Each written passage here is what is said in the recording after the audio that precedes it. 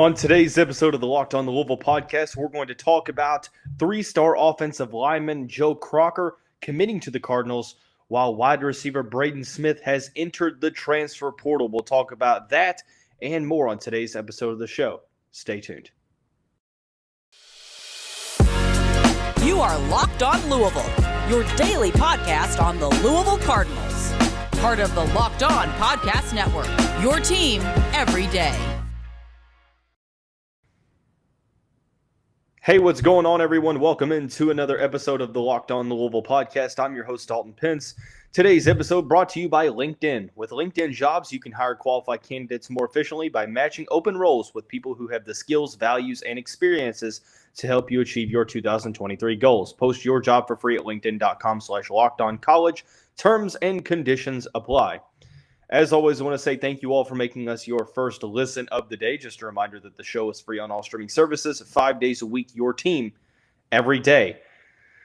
A lot of movement for the Louisville football program. A new commitment, three-star offensive lineman Joe Crocker. We'll talk about that recruitment. We'll also talk about what the loss of wide receiver Braden Smith entering the transfer portal means for the Louisville Cardinals. I know that did not sound grammatically correct at all, so I apologize. And then finally, in the last segment, we will dive into another weekly mailbag. So beginning with Joe Crocker, if you listened to some of the episodes over the weekend, this name is familiar to you. And if you didn't listen to it, then it's probably still familiar to you because there were two key visitors on campus this past weekend for the Louisville football program in the 2023 class.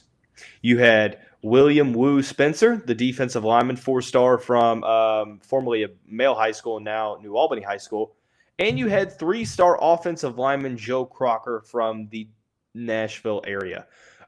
Joe Crocker ranked as the 647th best recruit in the country, according to the 24/7 Sports Composite, the 45th best offensive tackle, and the 20th best prospect in the state of Tennessee. Crocker, 6'6", 310-pound offensive lineman, was pivotal in the trenches for Franklin Road Academy in the Music City.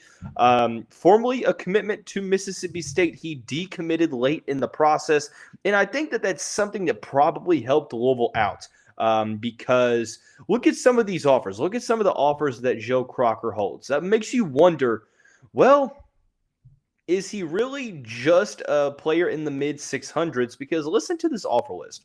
Sure, you have Louisville, Mississippi State, but you also have Michigan State, Arkansas, Wisconsin, Cincinnati, Florida State, Georgia, Indiana, Kentucky, Marshall, Maryland, Memphis, Michigan, Mississippi, Pittsburgh, Purdue, TCU, Tennessee, Central Florida, Virginia, Virginia Tech. The list goes on. So, close to nearly 30 offers for the 6'6" offensive lineman. I mentioned on the podcast over the weekend, he is a player that I remember him being on campus last fall, not this past fall, but the one before that, as a junior, because I was the beat writer for Cardinals Sports Zone, the football beat writer. So I was at every home game for the Cardinals and left after the post-game press conferences and things of the nature.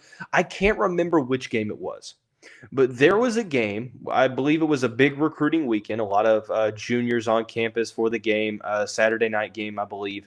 And I remember leaving the stadium, and a recruit and his mother were walking out of the stadium as well, and his lanyard said Joe Crocker. So I looked up his recruiting profile, and offensive lineman. That was something I was like, okay, well, makes a lot of sense from the Nashville area. Didn't really hear much after that. Then he commits to Mississippi State. Seems like that ship had sailed. He decommitted from Mississippi State late in the process, and now it seemed like that probably worked in Louisville's favor because a lot of the other schools, probably the top, schools in the country that had been recruiting Crocker, probably had their, recruiting classes figured out when it comes to the traditional high school classes, but also the transfer portal as well. Louisville was an interesting situation to where, yes, they added John Paul Flores. Yes, they have Madden Sanker and Luke Burgess in the class, but they have a lot of veterans on the roster right now. as they did last year, and they need to continue to add players into the offensive line category. So this makes a lot of sense, not only for the Louisville Cardinals, but also for Crocker as well. I think that for him, it's an opportunity that maybe he doesn't see a lot of significant playing time this season, but after this season, you have some openings on that offensive line becoming available. I'm not sure if we'll see if Michael Gonzalez is a guy that stays at the tackle position or if he moves over to the interior at the guard position. But Renato Brown could definitely be trying to go to the NFL after this season. At the very least, I think there's an opportunity for him to compete in the 2 deep. For Louisville, this makes sense as well. You get another player to at least address depth. He plays the tackle position, and I think if you're Louisville, you're probably sitting there thinking, yes, it gives you tackle depth, but also it wouldn't hurt to have guard depth with Luke Kandra transferring to Cincinnati. Yes, you brought in John Paul Flores from Virginia, a guy that played all over the offensive line for the Cavaliers this past season. He's probably going to start at guard for the Cardinals alongside, Renato Brown, Michael Gonzalez on the outside, Brian Hudson in the middle, and we'll see who starts at that other guard position. But overall, you are able to bring in another guy for the future. Even if he doesn't play immediately right away, this is still a solid addition, in my opinion, because he has solid size, 6'6", 310 pounds. But when you watch him play, I think that, the defenders that he's played, at least on his film, look a little bit smaller than he is, which really isn't saying much considering that he's 6'6", 310, but does a good job with moving with his size, solid footwork, quick on his feet as well for his size, very, very good in pass pro, and maybe even better as a guy that protects, running the football. I can't speak today. Regardless, solid in both aspects, both in the rushing department and the passing game. I think that he's a guy that could end up being a multiple-year starter, but don't want to jump the gun too quickly. But I do think he has the prototypical size that you're looking for to beef up the offensive line. I think that he addresses a position of depth moving forward. I think the Cardinals' offensive line is full of a bunch of question marks. At this point, I think you feel good about Michael Gonzalez on the left, Brian Hudson in the middle, John Paul Flores filling in wherever he needs to. It's probably assumed that Renato Brown's going to be the starter on the right flank.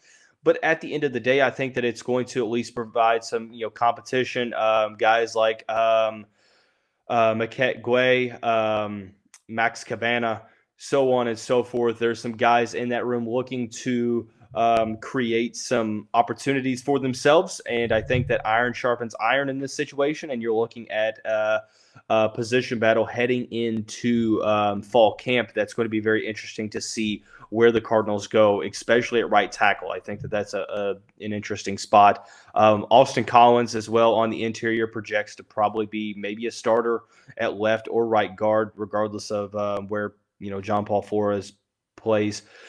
But I think that this is a commitment that makes sense for both parties.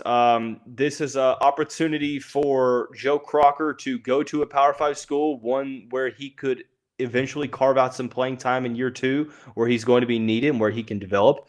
And then for Louisville, it makes sense from a depth perspective this year. And even if they don't need him this year, if they don't need him, I think that probably is a telltale sign of good things to come, considering that they have some depth that still needs to prove itself. But you have a player that, you're trying to develop for the future, like Luke Burgess. Madden Sanker could be a guy that plays early on. He could also be a guy that is going to be a developmental piece on the offensive line. So 3 solid offensive line recruits. And, the old saying goes, you can never recruit too heavily on the offensive or defensive line. And I think that this is a very solid addition for the Louisville Cardinals. Makes sense for both parties. I wish that we could get into some more good news, but unfortunately, heading into the second segment, we are going to talk about what Braden Smith entering the transfer portal means for the Louisville wide receiving core. We'll do that here in just a second after we talk about our friends over at FanDuel. We're really excited about our new sports betting partner for Locked On because they're the number one sports book in America. That's FanDuel. And if you're new to FanDuel, that's even better. They have so many great features that make betting on sports fun and easy. The bets for Super Bowl coming up are something that you need to pay attention to. They have an app that's very easy and safe to use. Join FanDuel.com today at FanDuel.com/lockedon to claim your no-sweat first bet on Super Bowl 57. That's FanDuel.com/locked on. Make every moment more with FanDuel, the official sportsbook partner of the NFL. Terms and conditions apply. Hey, Cardinal fans, thanks again for making Locked On Louisville your first listen of the day. Another interesting opportunity, Locked On is heading to the Senior Bowl. Get inside analysis from the hosts that cover the NFL's next generation in college and find out which NFL draft boards these players will be climbing all in one location. Subscribe to Locked On NFL Draft for nightly live shows from the Senior Bowl on Tuesday, Wednesday, and Thursday at 9 p.m. Eastern Time. All right, heading into the second segment, veteran wide receiver for the Louisville Cardinals, Braden Smith, elected to enter the transfer portal on Monday afternoon. Unfortunately for the Cardinals, it seemed like this one could have, been expected. The writing could have been on the wall. He was granted another year of eligibility by the NCAA, along with Monty Montgomery. Monty obviously entered the transfer portal. He's down at Mississippi now. Braden Smith gets that year of eligibility. And kind of like Monty Montgomery, that didn't necessarily make me feel as if he was for sure coming back. I guess I had automatically assumed, as had most people, considering his name wasn't in the portal. But when neither Montgomery or Braden Smith came out and made the announcement that they would be back at Louisville, didn't necessarily feel too good about that. Obviously, Montgomery entered the transfer portal a couple weeks ago and has chosen his destination. Well, Braden Smith is following suit and is now in the portal. Smith last season had 21 receptions, 215 yards, and a touchdown. Has spent 3 years with the Cardinals. Back in 2020, had his best year, 27 for 370. In 2021, it looked like he was going to be one of the go-to guys. Had 11 for 68 with the touchdown through the first couple of games. Unfortunately, tore his ACL in that matchup against Florida State early on in the season. So not able to really leave his mark on the field there. The Louisville passing struggles this past season. You look at those numbers and it's, 215 yards and a touchdown. You wonder, well, is that really all that good? Well, when you consider that the Cardinals passing attack really struggled for the most part all season long, I think that the numbers don't necessarily do justice for the type of player that Louisville is losing. But as I say that, the Cardinals definitely addressed depth, and they addressed some possible starting spots in the transfer portal. Jeff Brohm and company have been fantastic when it comes to recruiting the wide receiver position since they took over in early December. I think that this ultimately probably led to Smith entering the portal. Number one, obviously, new coaching staff. Number two, there's going to be a very, very interesting competition for the starting positions at the very beginning. You talk about no Tyler Hudson, D. Wiggins enters the portal, so on and so forth. Jalen Carter graduates. But you bring in a guy like Jamari Thrash, who was essentially the best receiver in the Sun Belt last year for Georgia State. He's going to probably be a penciled-in starter right away. You bring in Kevin Coleman Jr., a guy who, as a true freshman last year, the former top 60 recruit, had over 500 yards of receiving yards last year for Jackson State. He transfers to Louisville in the slot, and he's a player that a lot of people have pinned as a starter as well. Not to mention Amari Huggins-Bruce returns. So you have another possible slot-type receiver, smaller speed guy that's going to play more so in the slot, taking up those possibilities. I know Braden Smith was utilized in a handful of different ways over the past handful of seasons. On the boundary, in the slot, even as a quarterback at times, in end-around situations, so on and so forth. That versatility will be missed. But the Cardinals, I think, have set themselves up in a position to where their wide receiving core is leaps and bounds better this season or this upcoming season at least on paper, than what it was last year. You talk about bringing a couple of guys from the recruiting class. Sure, it hurts that you don't bring in DeAndre Moore, but you have guys like William Fowles and Jaleel McClain, Kataris Hicks. Probably all three are going to be developmental guys. I do think that William Fowles is talented enough to carve out a role year one. So you talk about Kevin Coleman Jr., you talk about Jamari Thrash, you talk about Amari Huggins-Bruce, 3 new high school recruits coming in. But don't forget, there are more additions. Jaden Thompson and Jimmy Callaway were also, are also in the Louisville wide receiving room now. Not necessarily both slot receivers, probably project to be more on the outside. So this is more so kind of you may be leading you all to believe that D. Wiggins transfer because of that. But Callaway and Thompson, both guys that are very talented, looking for a change of scenery and looking to leave their mark here at Louisville. So a lot of new faces here at Louisville. Could Braden Smith have started for this team? It's very possible. But the thing about it is I think that there was a good possibility.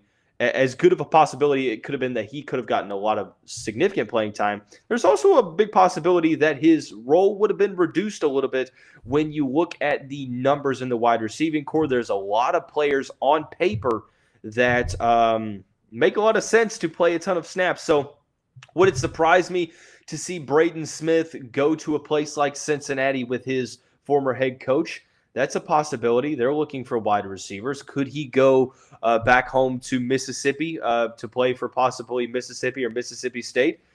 There's a possibility there as well. He could go, around that area to Texas, Alabama, in those states. But I think Cincinnati's probably the place that I kind of have circled as a possible landing spot for him, sort of like Dorian Jones and Luke Kandra. But overall, a lot of new faces, but I see Braden Smith as more of a slot receiver. And when you look at what the Cardinals have done in terms of recruiting, you have Kevin Coleman Jr. and you have Amari Huggins-Bruce probably fighting for those snaps at the slot. You can only play so many guys at once. I know that Brohm has a very passing-centric offense. Likes to throw it all over the field, but even then, there's only so many. There's only one ball to go around. There's only so many targets to, deviate between the receivers and the receiving core. And from Jimmy Callaway, Jaden Thompson, Kevin Coleman Jr., Jamari Thrash, Amari Huggins-Bruce, those 5 alone. Not even talking about guys that could slide into the mix like Chris Bell and William Fowles. Those guys in the mix as well. So you have those 7. You have Chance Morrow, who makes 8. Kataris Hicks is 9. And then also Jaleel McClain makes 10. The question now becomes, with the loss of Braden Smith, are you looking to add another guy?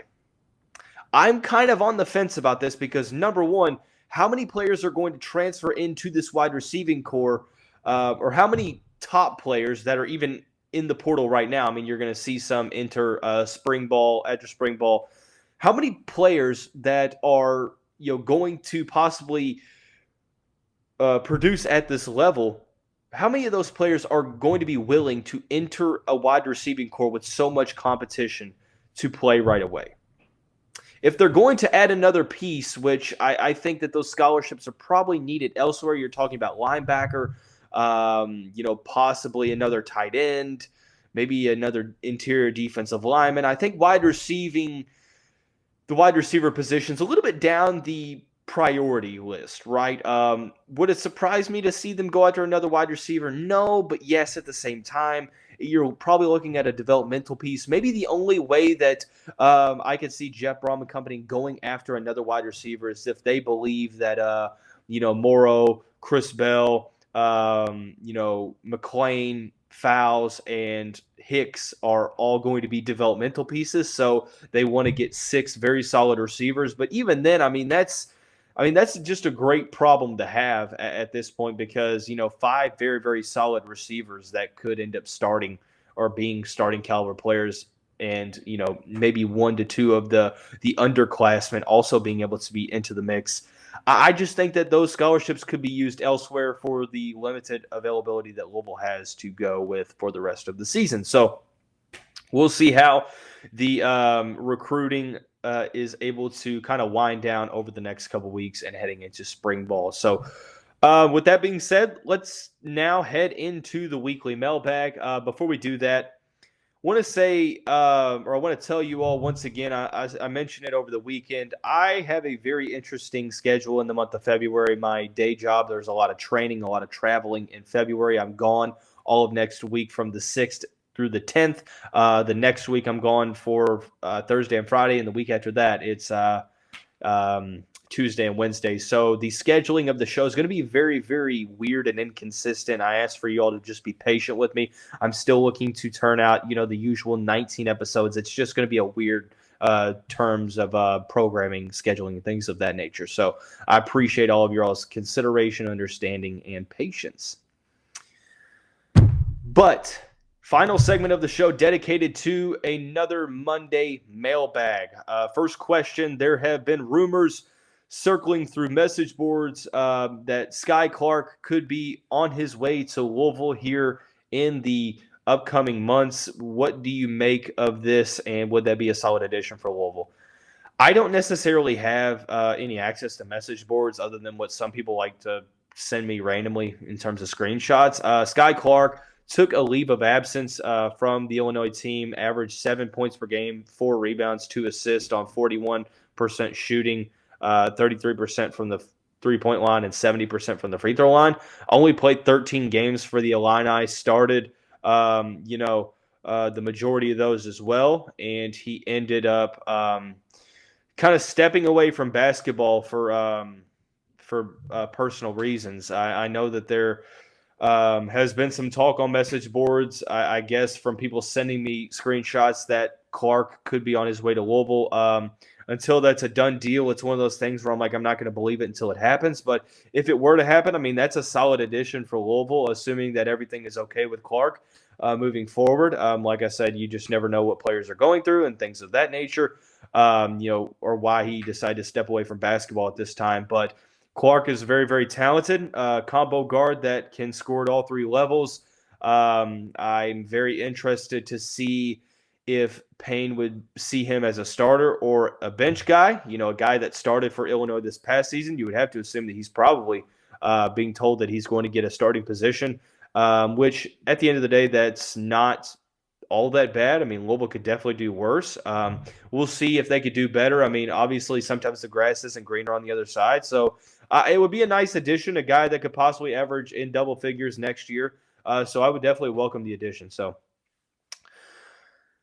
the ACC schedule has been released. What are your main takeaways for the Louisville Cardinals? I'm going to have an episode about this either tomorrow or Thursday or Wednesday, one of the two, sometime this week. I think that there's opportunity for Louisville to win and win early to try to get, bowl eligibility, kind of early on. That's something that I'm looking at here.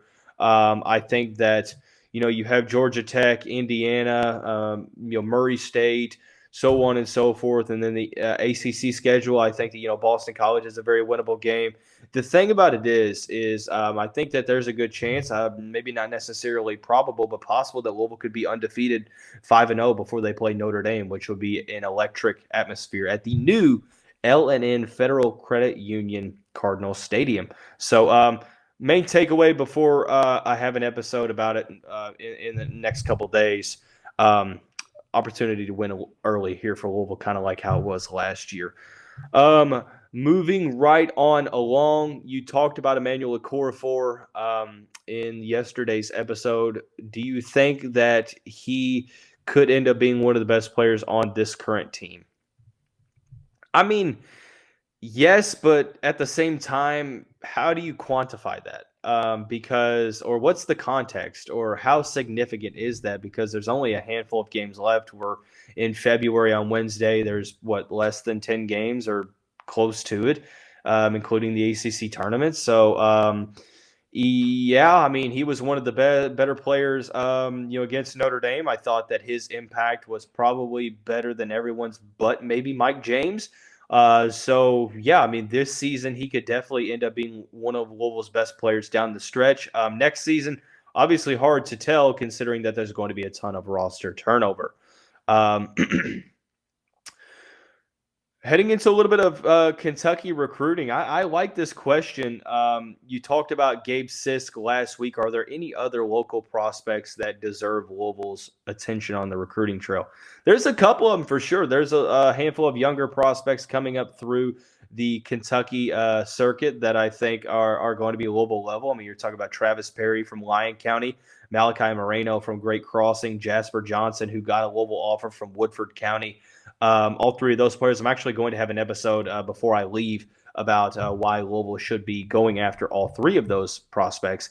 But yeah, there's a ton of talent. You have obviously Gabe Sisk, so on and so forth. There's a lot of younger guys coming up through the state that Louisville should definitely be trying to prioritize right away. So that's going to wrap up this episode of the show. We talked about the Cardinals getting a commitment from offensive tackle Joe Crocker. Talked about what the loss of Braden Smith to the transfer portal means to the Louisville wide receiving room. Sorry, I've got the hiccups. And we dove into a Monday mailbag segment. So, like I said, we'll see you right back here very, very soon.